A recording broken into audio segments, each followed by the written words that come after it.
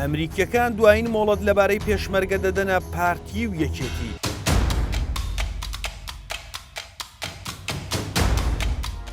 بەهۆی دواخستنی جێبەجێکردنی پرۆژەی یەخستنی هێزەکانی پێشمەرگە، نیگەرانی ئەمریکیەکان زیاتر بووە و دوایین مۆڵەتیان بە وەزارەتی پێشمەرگە و پارتی و یەکێتی داوە.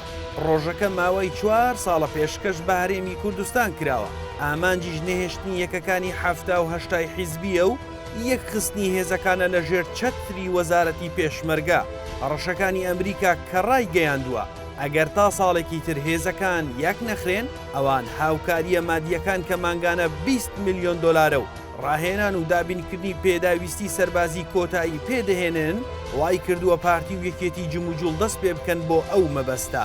لە دیداری مەسعود بارزانی و باڤڵ تاڵەبانیش ئەو باسە کراوەتەوە و بارزانی داوای کردووە هەرچۆنێک بێت هەندێک هەنگاو بنێن بۆ ئەوەی ئەمریکیەکان ئەو باوەڕیان لا دروست بێت ئەوان خەریکی یەخستنەوەی هێزی پێشمەرگەن.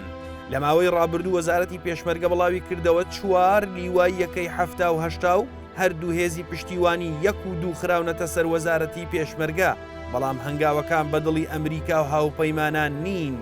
جێگای باسە هێزەکانی یەکەی هەفتای یەکێتی 54,000 پێشمەرگەن و هێزەکانی یەکەی هەشتای پارتیش 41,000 پێشمەرگە.